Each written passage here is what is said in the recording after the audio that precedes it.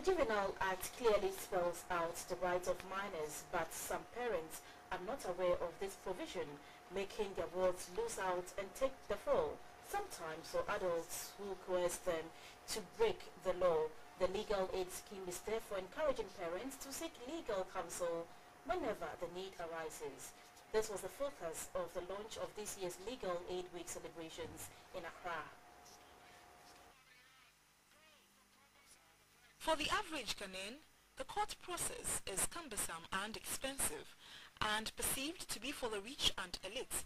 So often, the poor and vulnerable are reluctant to seek justice when the need arises.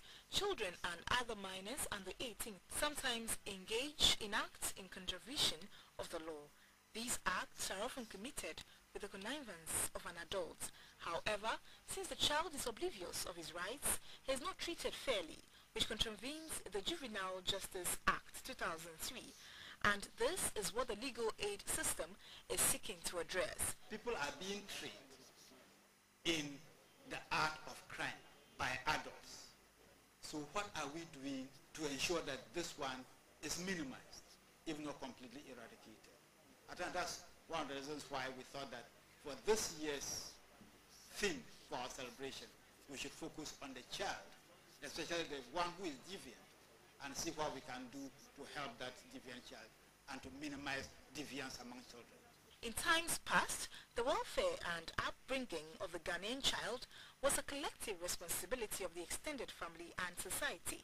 However, over time, this is no more, and experts believe it contributes to the increase in juvenile delinquents. Our law is such that if a child is charged with an adult in court, you would be tried with the adult, which is against international standards. Because at the end of the day, even if you are charged with the adult, you are a child, you should be tried in camera. But that does not happen.